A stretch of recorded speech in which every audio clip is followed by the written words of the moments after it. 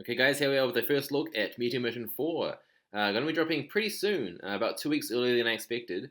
It's going to be this month on the 25th, so less than 2 weeks away now. So yeah, pretty soon. So we've got Vegito on the right, finally using his Super Saiyan Blue Kaioken form after almost 6 years, I guess, since the last time he used it in Heroes. That's pretty cool. And of course we got Gohan, Ultimate Form. Of course, this is the, I guess, Ozoto version of him. So yeah, pretty cool. I think this looks pretty nice. So quite a few URs once again. First up, we have Ultimate Gohan. This is not Ozoto, just the standard Gohan. So again, pretty cool art with a kick, quite nice. He's got the same attack as the Family Kamehameha Gohan Secret from, I think it's Universe Mission 7, so that's pretty cool. I think it's the only other time he's had a card with this attack. That's pretty cool. It's got as card action ability the Fire Flying Swing, and he'll do double damage with this attack and also lower the enemy's power by 5,000, so pretty good. Got a unit with Goku and Vegeta, solid members of course, for 4 energy, and this will lower the enemy's power levels by I think 90%. So it's pretty good, right? Pretty good way to go first with this unit. His main ability is pretty good, so when you make your move each round, if he's an attacker, then all the enemy attackers' charging back speeds will be greatly increased, and their miracle chances will be disabled that round. But if he is a supporter instead, then all of your ally attackers will have their damage reduction increased by 40% that round, and also they'll be much harder to stun. So both good effects there. Okay, next we have a Great Saiyaman card. Pretty cool. Kind of surprising they went with the Great Saiyaman name for him instead of the Teenage Gohan, but it's kind of a good thing. Kind of need some better cards anyways. That's cool. So of course, Super Saiyan 2 Gohan against Kibito. Really love this art. It's really cool. He's only got a 3 energy cost for his attack. Really cheap. Good being a Berserker type for sure. And on the second round, he's got an Awoken Saiyan Burst card action ability. This will double his power and power level, and also fully recover his stamina. And for his main ability, it's kind of similar to the other Gohan, where it's every round, but not permanent effects. So when he's an attacker, for every ally attacker that uses 1 bar of stamina or less that round, their damage reduction will be increased by 50%. So take half damage that turn. Pretty good. And any ally attackers that use 3 bars of stamina, they'll have their damage doubled. So yeah, depending on how much stamina you use, you can either get half damage taken, or you'll do double damage to the enemies. That's pretty good. And I think with the first effect, that also should include ally attackers that use no stamina, so they have nothing at all. It should still activate the halving damage for them, which is pretty good, I guess. If that's the case, that'd be really good. Yeah, I guess with 2 bars, I won't do anything, but so that's really good, I think. Also, we have a dramatic art card for this card. Pretty cool. So, of course, this is the, I guess, the we got a power opening, like last shot there with all the gang. So pretty cool. I still kind of prefer the original one, but they both look really good, I guess. So nice. Okay, moving on to Dragon Ball Super. We've got a base Goku with Zeno. So pretty interesting. New attack there for Goku as well. Pretty cool. And a brand new ability. In fact, a brand new ability class for Zeno, which is pretty crazy.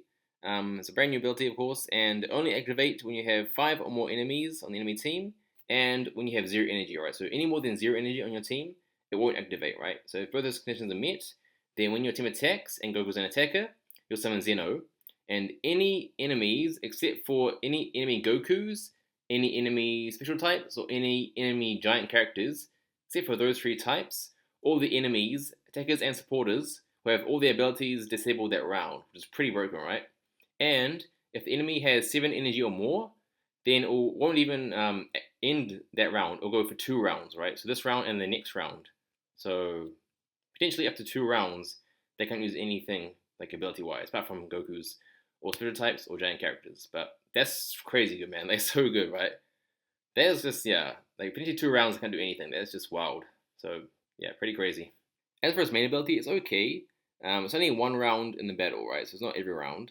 When he's an attacker, for every 1,000 power level the enemy has that turn, you'll destroy one of your own hero energy.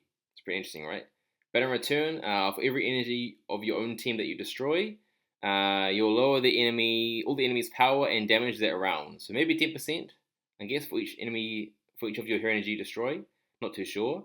That is kind of a good combination with this summon, because of course you need to have 0 energy to activate it, right? So it's kind of a good thing to help activate it. But yeah, that is not the main part of his strength. It's obviously the summon which is crazy good.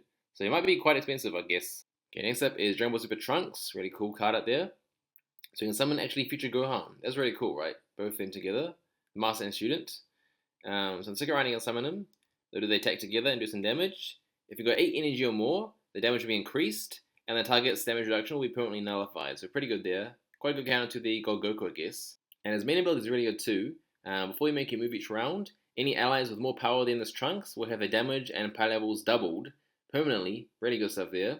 And if you've got Maya on your team, then it'll be 4 times instead of 2 times. And there's a really good Maya campaign card they added with this mission. So yeah, potentially 4 times damage and power for your ally attackers every round, right? Which is pretty crazy, right? And if you put them in the attack area, then all your ally attackers will have their stamina recovered, and they can't be stunned the first time, right? So it basically takes them 2 stuns to get stunned. So yeah, really, really good. He's probably one of the best cards of this mission, honestly. Like, he might be quite expensive, so hopefully I can get him. Fingers crossed. Next we have the Ningen Slayer himself, Goku Black. So really cool card again. Only the second card with the Fusion of Despair super ability after Super 17. So it's actually a bit stronger than him, luckily, because he was pretty weak. So it can summon, or they can fuse into the Fuse Zamasu on the second round. And the damage, and with 10 energy, so pretty high, they'll do the increased damage, and also make the target take double damage from then on. And if the target is Goku or Vegeta, it'll be even more. So it's pretty good, I guess. And there's quite a few Gokus and Vegetas at the moment, so it's good. It's pretty good, I guess. And only 4 energy for his attack, pretty good. It's the Super Black Kamehameha in his Rose form, and when he fuses, it's the well, I'm not really sure what it is yet, but anyways, that looks pretty cool. And his ability is pretty good, I guess. When he's in the attack area, his damage will be increased that round by 1,500 for every enemy supporter that round, right? It's not permanent boost, only for that round. But with 6 enemy supporters, that's plus 9,000 damage, so it could be pretty good. And at the end of the power level battle, if there are more enemy attackers than ally attackers that turn, so if you're outnumbered, basically, then for every enemy that outnumbers you, you'll lower the enemy's energy by 1, and if you're outnumbered by them, then all the enemies guard that turn will be disabled. So it's pretty good, right? Yeah, pretty good effects there. I think in particular the nullifying their guard if you're outnumbered is pretty good. So overall pretty good. Definitely better than the Super 17. He was kind of dog shit. He was actually really, really bad. Luckily this guy, his main ability doesn't really rely on his fusion. So even if you don't fuse, the main ability will work as normal, which is good. Okay, next up we have Vegito, aka Vegito Blue, with the Kaioken. Finally making this big comeback after almost 6 years, right? So got the blue and red aura on his card out there. It looks really nice. And as expected, as a Kaioken user, he's got low HP, which is a bit of a shame, but that's how it is, I guess. Also, same attack as the Universe Mission one. He's got the Instant Transmission, Final Kamehameha, really good attack. And I've got a brand new Meteor here, which is probably the strongest Meteor in the game so far. It's kind of broken. It's basically the Hellfire Meteor, but with a boost, right? So it has the lowering the enemy's damage by 90%, as well as nullifying their fixed damage. So those two together is kind of broken, right? That is basically pure defense, like for 1 round. That's so good, crazy good. So a unit with Teenage Gohan and the Springcraft Time for 2 energy, and what this does, it will nullify the enemy's fixed power levels, and also halve their normal power levels for 1 round. That's pretty good, right? Not permanent, but those 2 boosts, or those 2 effects, sorry, nullifying their fixed power level and having their normal power level, is pretty good for 2 energy, and both got good members there. You know, really good stuff. And his main ability is pretty good. It's only a 1 round effect, unfortunately, but still good. Then you put him into the attack area. Then during that round, his attack will be automatically available. This one here, that's pretty good, right? For 7 energy. And also during that round, when the enemy attacks you, you'll lower all the enemy's power by 3,000 times the amount of hero energy you have, right? So with 10 energy on your team, you'll lower all the enemy's power by 30,000, which is pretty good, right? But again, only for that round. Well, the effect's permanent, but it only happens once, right? And also, any of your allies that have less damage reduction than they started with will have their damage reduction restored to its starting amount, right? So basically back to standard, right?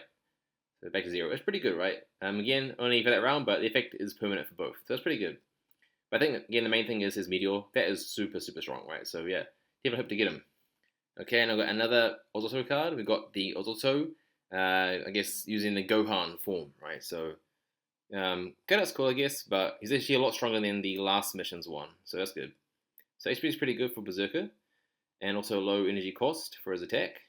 So it's got a Kamehameha as his card action ability, and the effect for this is that he will permanently ignore the enemy's guard from then on. So it's pretty good, but nothing amazing. And as for his main ability, it's pretty good. First of all, it's an automatic one, which is already really good. And during the palatable battle, any enemies with increased damage reduction will have their damage reduction nullified that turn, and also any super attacks they have will be disabled that turn too. So really, really good. Quite a good counter to like the God Goku secret, but still not the best thing because it's only gonna work if they have any damage reduction at that point, right? Anything after the palatable battle, it won't really work so much. But that's all really good, right? And yeah, I think actually one of the better Orlando cards so far. Okay, last but definitely not least, we have Charlotte in Super Saiyan Blue. This is the third Legends collab with the game. So every year they've been doing one, right? So first they had the base form, then they had Super Saiyan to Super Saiyan God with the Climb Exchange, and I got Super Saiyan Blue, so the newest form, I guess, for him in Legends. Same attack as the Gold form, Rising Rush. So a bit of a shame, but he doesn't really have many unique attacks of his own, right? So not really surprised there. Still a good attack, I guess. And got Ultimate Dragon Fist as his card action ability. And the effect for this is it will times his power and power level by 5 times. So that's really, really good right there. He's also an elite type, which is important for his main ability here. So whenever his group is attacked, during that attack, all the enemies attacking your group during that attack will have their power lowered down to 1, and their damage multiplier is nullified. Only for that attack, but that's still pretty good, right?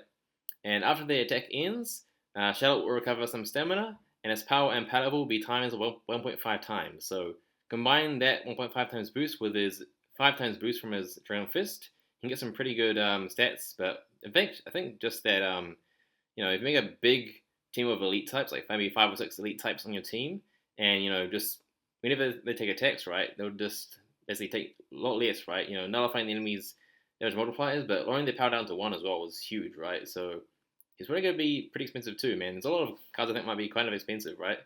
Just because of how good they are, but even just the hype, right? Like got Goku and Blue Vegito, Charlotte Super Saiyan Blue, a few Zamasu cards, this one as well with the Fusion Gohan summon. Also really cool cards, but yeah, pretty hype mission, gotta say, man. It's like honestly an anniversary secret, anniversary mission level, right? Which is kind of crazy, but yeah. Hope you guys enjoyed the video, and see you guys on the next one.